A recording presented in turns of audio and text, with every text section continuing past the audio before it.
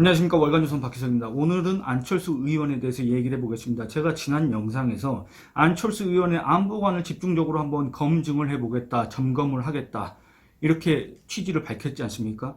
이제 거기에 대해서 또 많은 분들이 이렇게 생각하실 수 있을 겁니다. 아니, 지금 현재 국민의힘 소속이고 지금 국민의힘 당대표가 되려고 하는 사람을 그의 안보관을 왜 이렇게 검증하려고 하느냐, 이런 질문을 하신 분들이 혹시 계실 것 같아서 거기에 대해서 좀 얘기를 하겠습니다.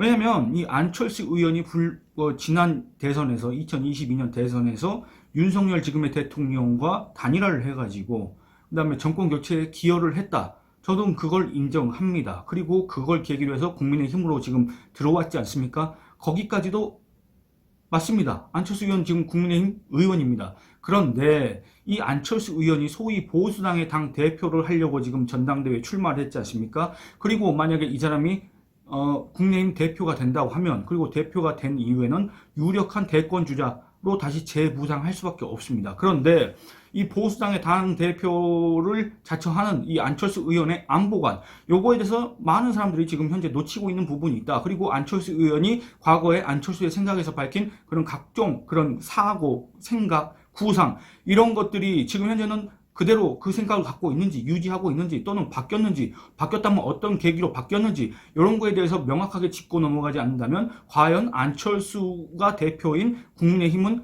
그동안에 소위 보수당을 찍어왔던, 지지해왔던 국민들과 괴리가 클 수밖에 없다, 이런 생각이 들기 때문에 이 안철수 의원의 안보관을 집중적으로 한번 다뤄보고 있습니다. 오늘은 뭔 얘기를 하느냐, 이 안철수 의원의 북핵 해법에 대해서 얘기를 해보겠습니다.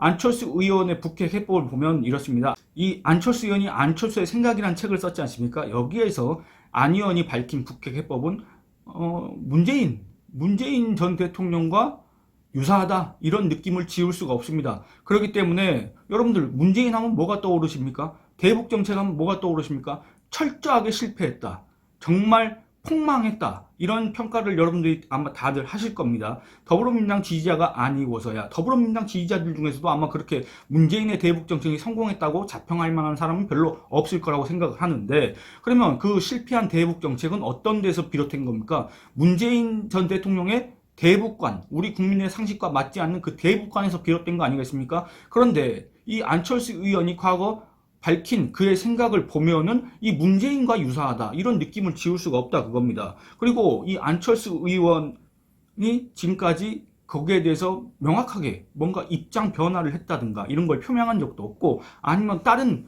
생각을 하고 있다거나 이런 식으로 지금 얘기를 한 게 없기 때문에 안철수 의원이 보수당의 당 대표를 자처하려면, 후보로 나서려면, 그리고 자기의 어떤 정치적 미래를 위해서라도 요거에 대해서 그 입장을 밝혀야 될 필요가 있다, 이거를 먼저 말씀드리겠습니다. 근데 이거는 제가 2017년 4월 달에 그 대선을 앞두고 안철수 후보의 안보관을 비판하는 기사를 쓴 일이 있습니다. 그때 당시 벌써 몇 년 전입니까? 6년 전 아닙니까? 6년 전에 썼던 기사가, 그 기사의 내용이 지금도 유효하다, 이것도 문제라고 생각을 합니다. 그래서 그때 당시에 썼던 그 기사의 내용을 바탕으로 해서 오늘은 안철수 의원의 북핵 해법에 대해서 비판을 한번 해보도록 하겠습니다.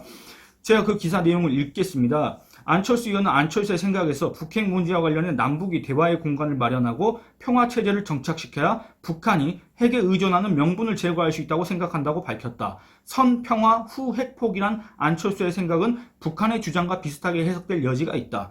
북한은 그동안 미국의 대북 압살 정책 때문에 핵을 개발했고 평화협정이 체결되지 않아 핵을 포기하지 못한다며 선평화협정 후 핵포기를 강변해왔다. 평화협정이란 전쟁을 치르며 군사적으로 대립한 양측에서 전쟁을 종결하고 평화를 회복하기 위해 맺는 협정이다. 북한은 1974년부터 미국과의 평화협정을 주장하는데 이는 대남적화 전략에 따른 것이다. 미국과 평화협정을 맺고 미북 수교가 이루어진다면 주한미군 존재 이후 유사시 미군의 개입 명분은 사라진다. 한미 동맹이 유명무실해진 틈을 노려 적화 통일을 달성한다는 게 북한의 목표다. 선평화 후 핵폭이란 안철수의 생각과 관련해 2012년 7월 25일 유익 당시 통일부 장관은 국회 외교통상통일위원회에 나와 그것은 늘 북한이 기왕에 주장해오던 내용이라며 그분이 그분이란 건 안철수 의원을 얘기합니다.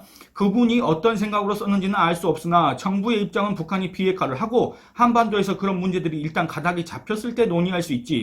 지금 핵을 개발하고 장거리 미사일 실험을 하는 상황에서 평화협정 논의를 한다는 것은 시기상조라고 지적했다. 이렇습니다. 여러분들, 그러니까 안철수 의원의 과거 주장처럼 북한이 핵을 가진 상태에서 우리가 북한과 소위 평화체제를 구축할 수가 있습니까? 그러고 난 뒤에 핵을 포기하라고 할 수가 있습니까? 여러분들 이게 현실적으로 가능하다고 보십니까? 안철수 의원은 그때 당시 10년도 더 전에 자기가 했던 그 주장, 그게 지금도 유효하다고 생각하는 겁니까? 계속해서 살펴보도록 하겠습니다. 북한이 주장하는 평화협정은 미국과의 종전을 전제로 한다. 북한은 전쟁이 끝났다는 명목으로 주한미군을 철수시킨 뒤 적화 통일을 하겠다는 속셈으로 줄기차게 평화협정 체계를 주장해왔다. 이처럼 김정은이 적화 야욕을 실현하는데 걸림돌인 미국을 묶어두려고 평화협정을 추진할 때 공교롭게도 문재인 전 대통령 역시 같은 내용을 언급하며 북한의 대화 제안을 계속했다.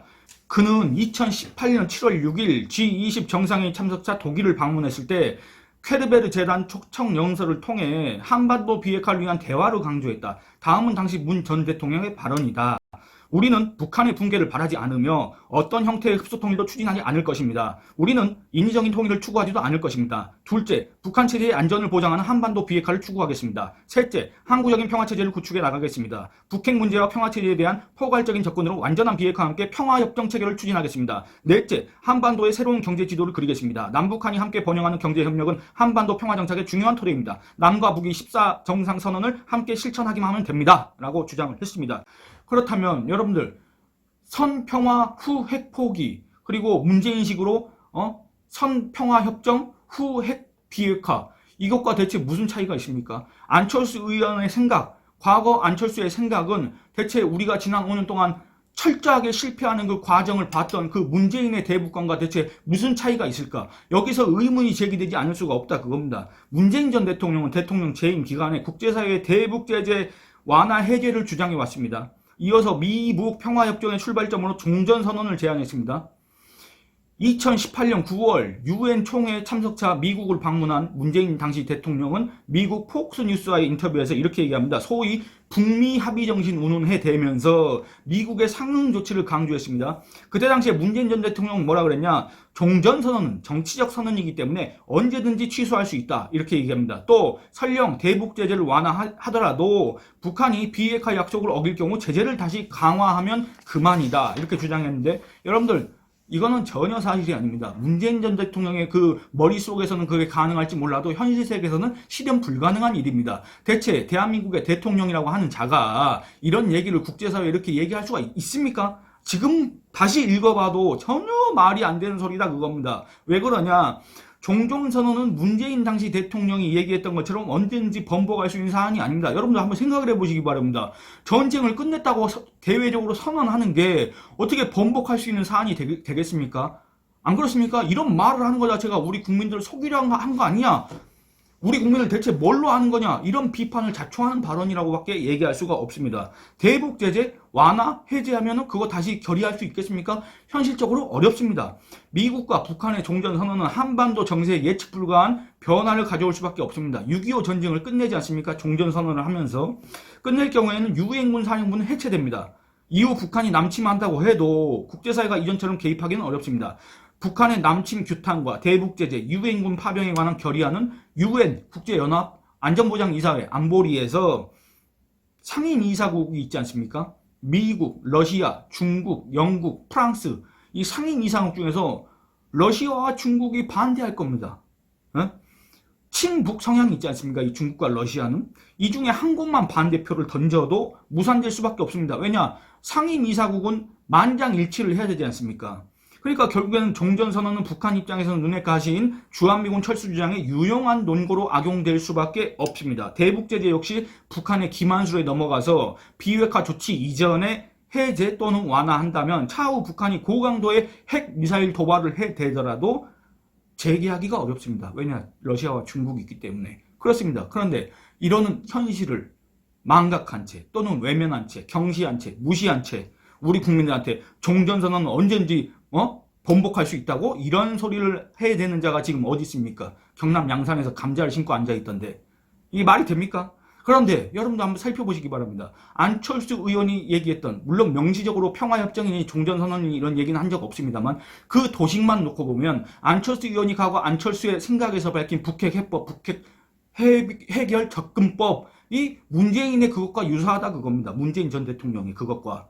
그렇다면은 안철수 의원은 지금 그거 자기의 입장을, 자기의 생각을, 새로운 안철수의 생각을 명확하게 우리 국민한테, 또 국민의힘 당원한테, 또 국민의힘 지지층한테 밝혀야 될 의무가 있습니다. 왜? 여러분도 한번 생각해 보시기 바랍니다. 국민의힘이 그동안에 문재인 정권을 얼마나 비판을 해왔습니까? 그리고 대북 정책만 보더라도 얼마나 비판해 왔습니까? 북한한테, 김정은한테 나라를 넘긴다, 우리나라 망했다, 이런 취지의 비판, 이런 취지의 한탄 무수히 해왔지 않습니까? 그런데 지금 그 안철수 의원이 그 국민의힘에 있지 않습니까? 그 소속이 있지 않습니까? 그리고 그 당의 대표가 되려고 지금 하고 있지 않습니까? 그렇다고 한다면 과거 이런 안철수의 생각을 밝힌 안철수 의원은 지금 와서 여기에 대한 자기의 생각을 우리 국민들한테 명확하게 밝혀야 될 의무가 있다. 이런 생각을 합니다. 여러분들 혹시 여기에 공감하십니까? 그리고 국민의힘 전당대회에 출마한 사람들 있지 않습니까? 후보들, 김기현, 황교안, 천하람, 이런 사람들도 안철수 의원, 안철수 후보한테 여기에 대해서 집중적으로 질문을 해야 될 의무가 있습니다. 왜? 그들도 국민의힘 소속이고 국민의힘 당대표가 되겠다고 나왔기 때문에. 그러면 과거 국민의힘의 대북정책 기조와 전혀 다른, 국민의힘 지지층이 바라는, 국민의힘 지지층이 주장하는 그 대북정책 기조와 너무나도 다른 생각을 가졌던 사람이 지금 국민의힘 당대표가 되려고 하고 있기 때문에 거기에 대해서 확인을 해야 될 필요가 있다. 그런 책임이 있다. 이런 얘기를 하고 싶습니다. 오늘은 이만 줄이겠습니다. 감사합니다.